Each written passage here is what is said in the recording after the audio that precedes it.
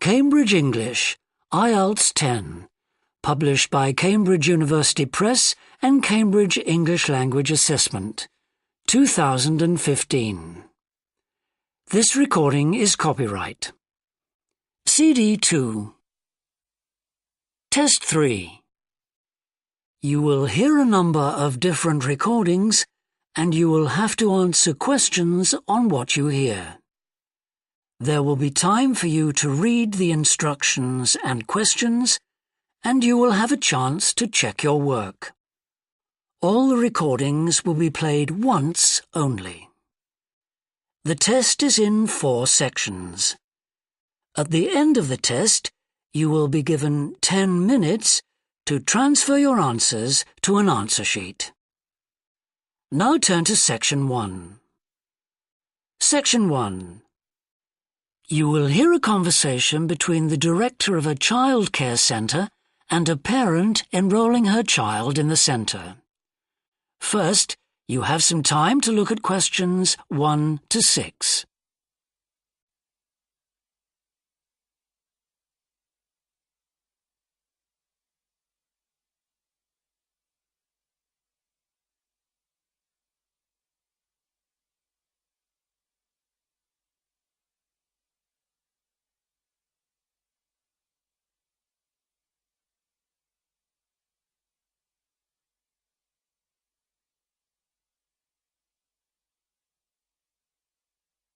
You will see that there is an example that has been done for you.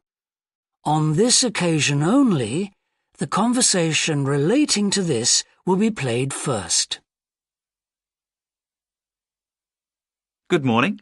Welcome to the Early Learning Childcare Centre. How may I help you? Hi, I spoke to you last week about enrolling my daughter for next year. Oh, yes. I'll just get some details from you.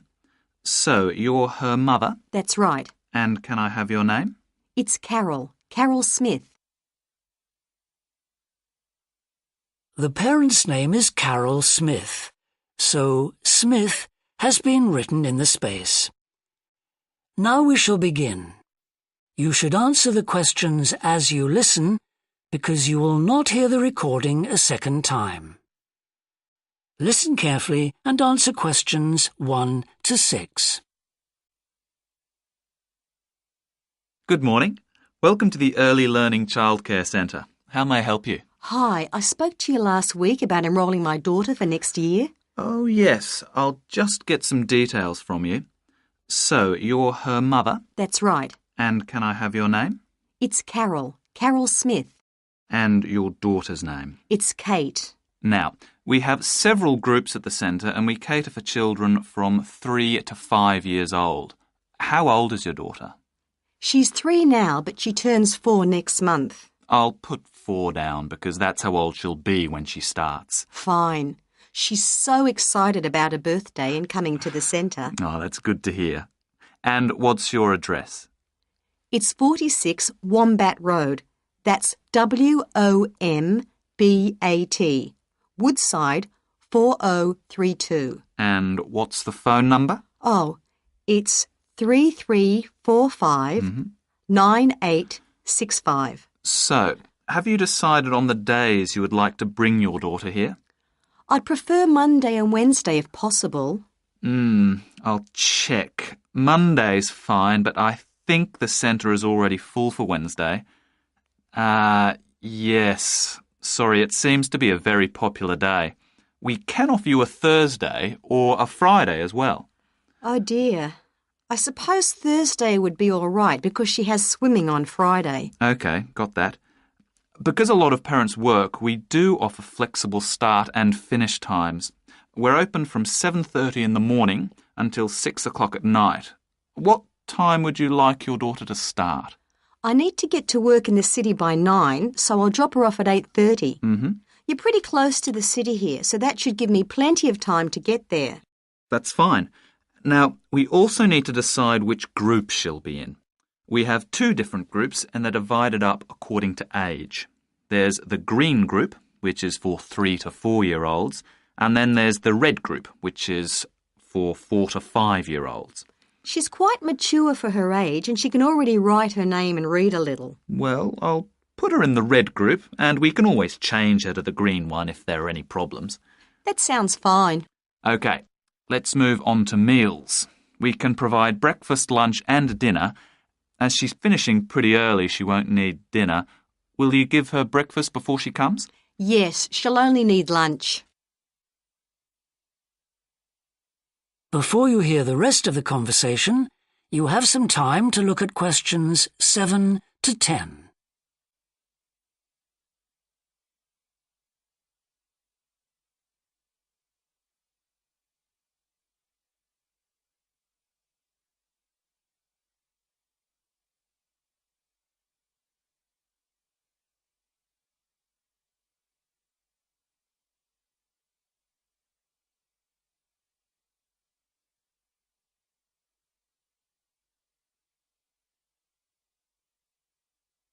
Now listen and answer questions 7 to 10. Now, does she have any medical conditions we need to know about? Does she have asthma or any hearing problems, for example? No, but she does need to wear glasses. Oh, I'll make a note of that. Yeah, she's pretty good about wearing them. She can't see much without them. Right. OK.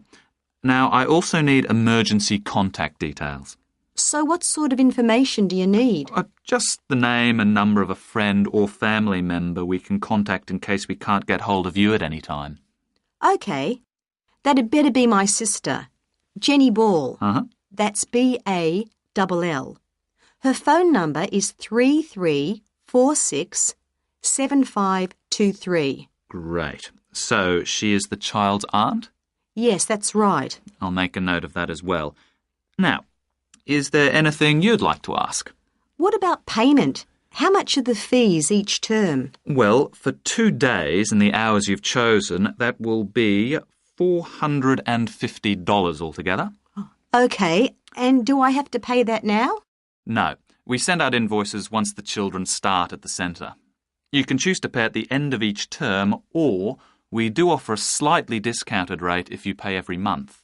Oh, I'll do that then. I find it easier to budget that way, and I'm not used to the term dates just yet. Good. It makes it a lot simpler for us as well. Well, that's everything. Would you like me to show you around the centre? We can go. That is the end of section 1. You now have half a minute to check your answers.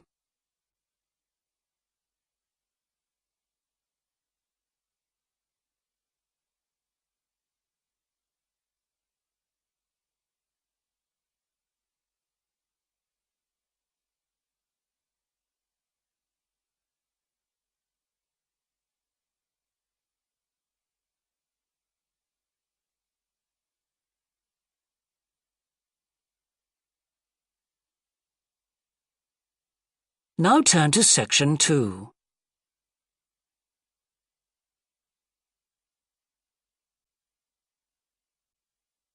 Section 2.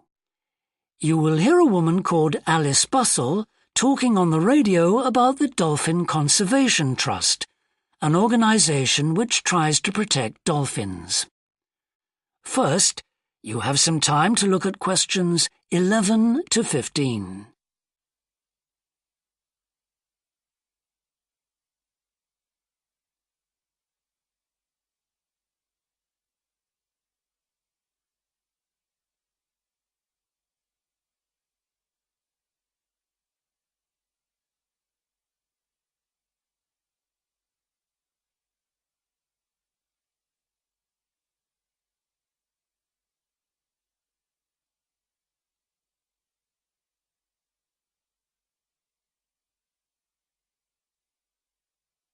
Now listen carefully and answer questions 11 to 15.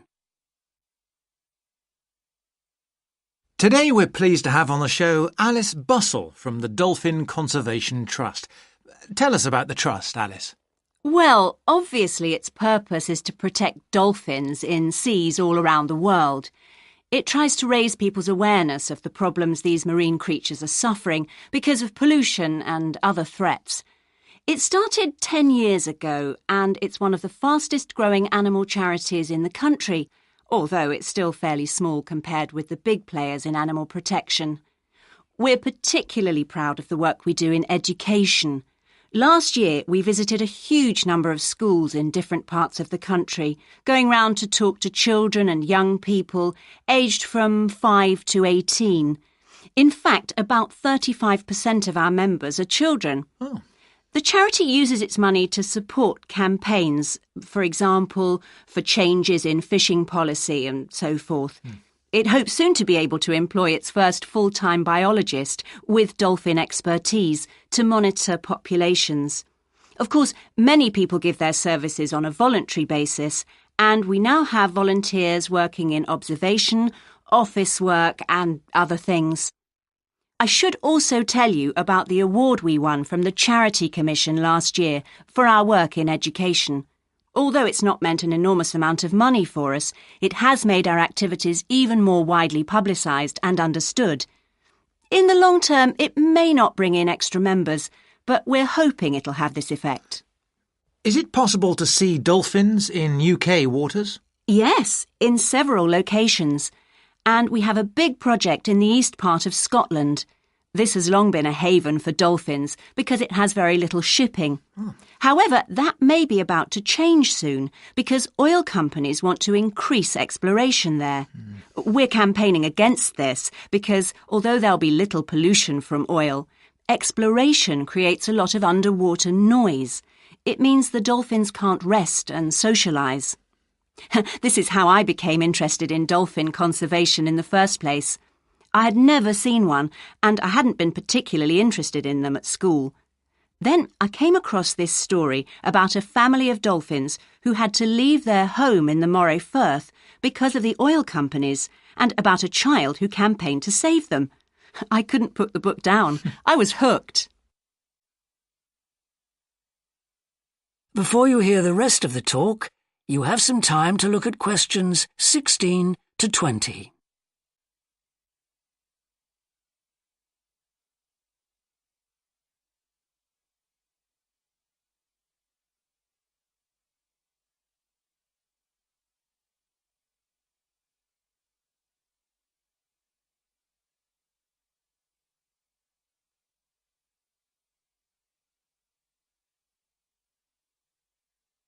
Now listen and answer questions 16 to 20. I'm sure our listeners will want to find out what they can do to help. You mentioned the Adopt a Dolphin scheme. Can you tell us about that? Of course. People can choose one of our dolphins to sponsor. They receive a picture of it and news updates. I'd like to tell you about 4 which are currently being adopted by our members: Moondancer, Echo, Kiwi and Samson. Unfortunately, Echo is being rather elusive this year and hasn't yet been sighted by our observers, but we remain optimistic that he'll be out there soon. All the others have been out in force. Samson and Moondancer are often photographed together, but it's Kiwi who's our real character, as she seems to love coming up close for the cameras, and we've captured her on film hundreds of times. They all have their own personalities. Moondancer is very elegant and curves out and into the water very smoothly, whereas Samson has a lot of energy. He's always leaping out of the water with great vigour. You'd probably expect him to be the youngest. He's not quite. That's Kiwi. But Samson's the latest of our dolphins to be chosen for the scheme. Kiwi makes a lot of noise, so we can often pick her out straight away. Echo and Moondancer are noisy too, but Moondancer's easy to find because she has a particularly large fin on her back, which makes her easy to identify. So, yes, they're all very different. Well, they sound a fascinating group. And how would you go about... That is the end of section 2. You now have half a minute to check your answers.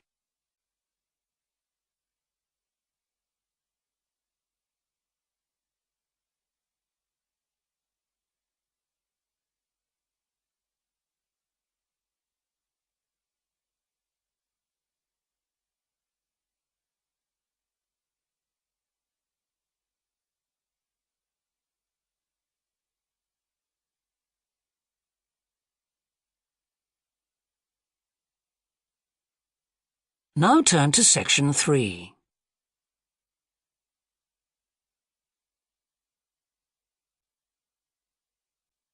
Section 3.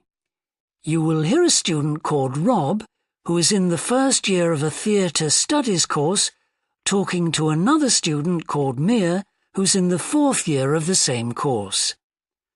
First, you have some time to look at questions 21 to 25.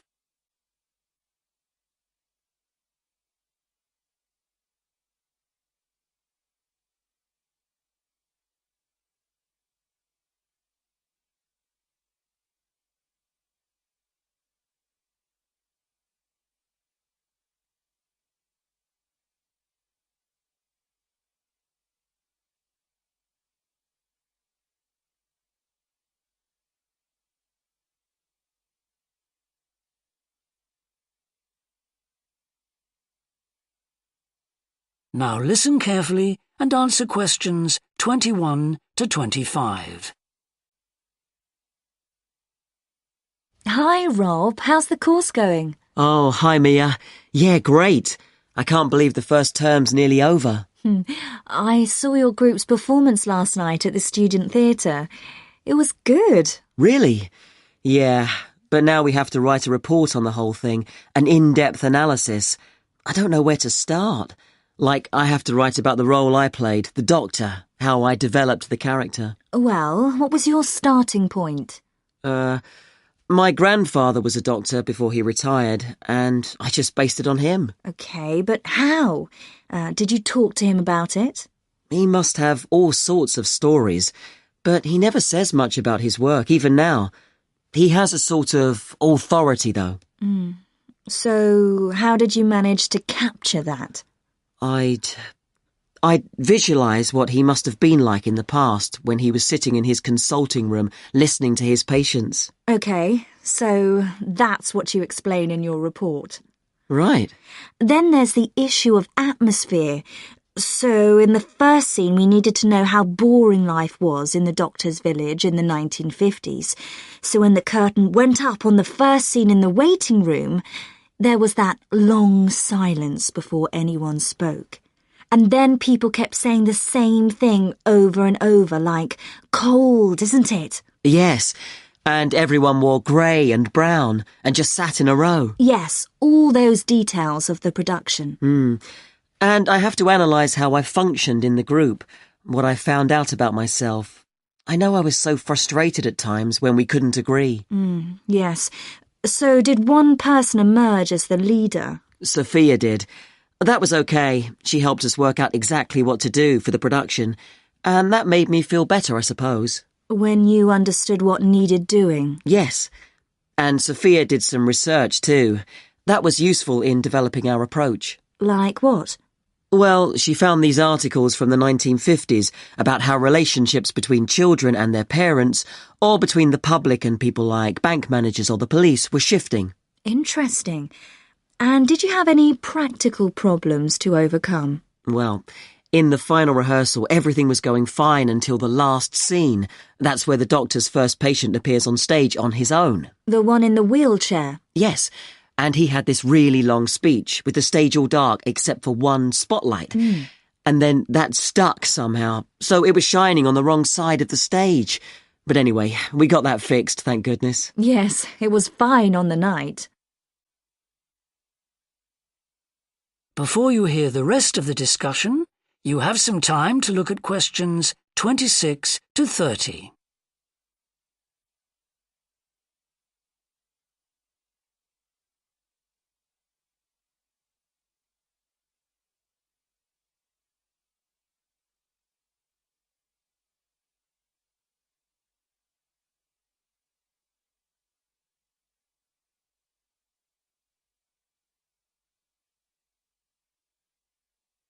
Now listen and answer questions 26 to 30. But while you're here, Mia, I wanted to ask you about the year abroad option. Would you recommend doing that? Yes, definitely. It's a fantastic chance to study in another country for a year. I think I'd like to do it, but it looks very competitive. There's only a limited number of places. Yes. So, next year, when you're in the second year of the course, you need to work really hard in all your theatre studies modules. Only students with good marks get places. You have to prove that you know your subject really well. Right. So, how did you choose where to go? Well, I decided I wanted a programme that would fit in with what I wanted to do after I graduate. So I looked for a university with emphasis on acting rather than directing, for example. It depends on you. Then about 6 months before you go, you have to email the scheme coordinator with your top 3 choices. I had a friend who missed the deadline and didn't get her first choice, so you do need to get a move on at that stage. You'll find that certain places are very popular with everyone. And don't you have to write a personal statement at that stage? Yes. Right. I'll get some of the final year students to give me some tips. Maybe see if I can read what they wrote. I think that's a very good idea. I don't mind showing you what I did. And while you're abroad, don't make the mistake I made. I got so involved I forgot all about making arrangements for when I came back here for the final year. Make sure you stay in touch so they know your choices for the optional modules. You don't want to miss out doing your preferred specialisms. Right. That is the end of section 3. You now have half a minute to check your answers.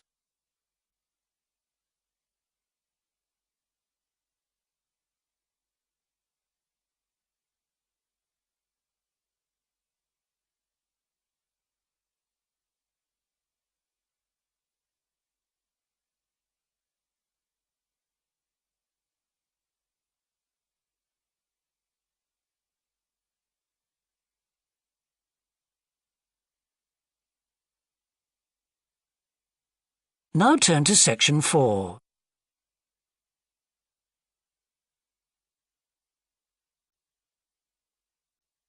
Section 4. You will hear part of a lecture about leadership introducing a theory called self-regulatory focus theory. First, you have some time to look at questions 31 to 40.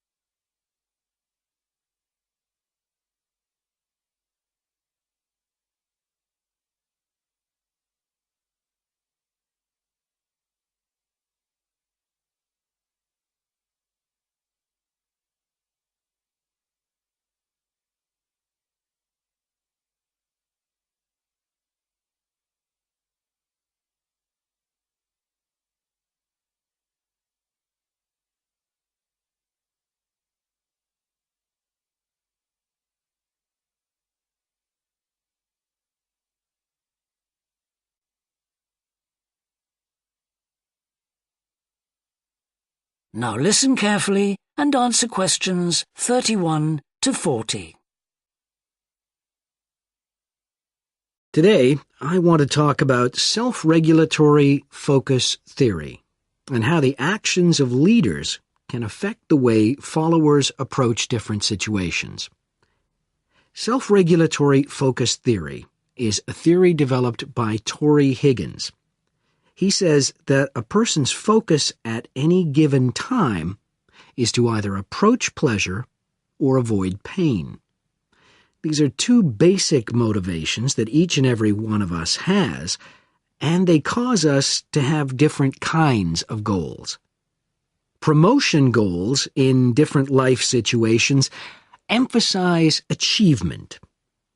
Prevention goals are oriented towards the avoidance of punishment. In a specific situation, our thoughts might focus more on promotion goals or more on prevention goals. The theory suggests that 2 factors affect which goals we are focusing on. First, there is a chronic factor.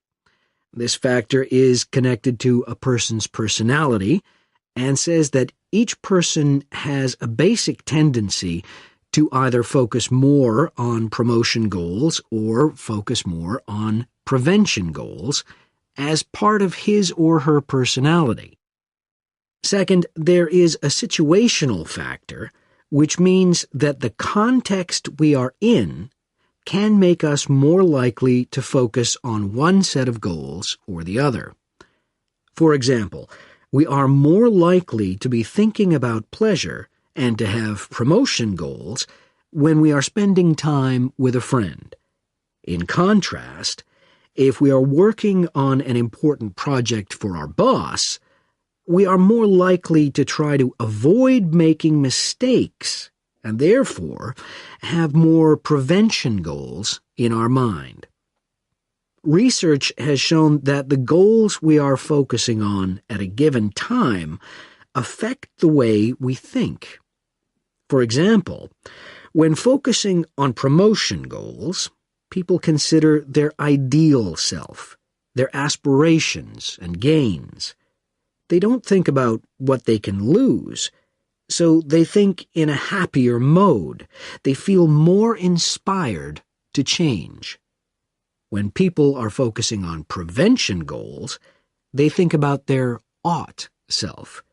What are they supposed to be? What are people expecting from them? They consider their obligations to others.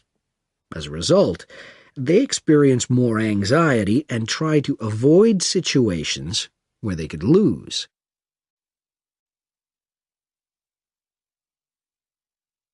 Now that I have talked about the two focuses and how they affect people, I want to look at the idea that the way leaders behave, or their style of leading, can affect the focus that followers adopt in a specific situation. In talking about leadership, we often mention transformational leaders and transactional leaders. Transformational leaders, when interacting with their followers, focus on their development. In their words and actions, transformational leaders highlight change. Their speech is passionate and conveys a definitive vision. All of these things can encourage followers to think about what could be. In other words, they inspire a promotion focus in their followers. In contrast, transactional leaders focus on developing clear structures that tell their followers exactly what is expected of them. While they do explain the rewards people will get for following orders, they emphasize more how a follower will be punished, or that a follower won't get rewarded if his or her behavior doesn't change. In short, they emphasize the consequences of making a mistake. This emphasis will clearly lead followers to focus on avoiding punishment and problems. This is clearly a prevention focus. In conclusion, it is important to understand that one focus is not necessarily better than the other one. For a designer who works in a field where a lot of innovation is needed, a promotion focus is probably better. In contrast, a prevention focus, which causes people to work more cautiously and produce higher quality work, might be very appropriate for a job like a surgeon, for example. The main point of the research, though, is that the actions of leaders can greatly influence whether people approach a situation with more of a promotion focus or more of a prevention focus. That is the end of section 4. You now have half a minute to check your answers.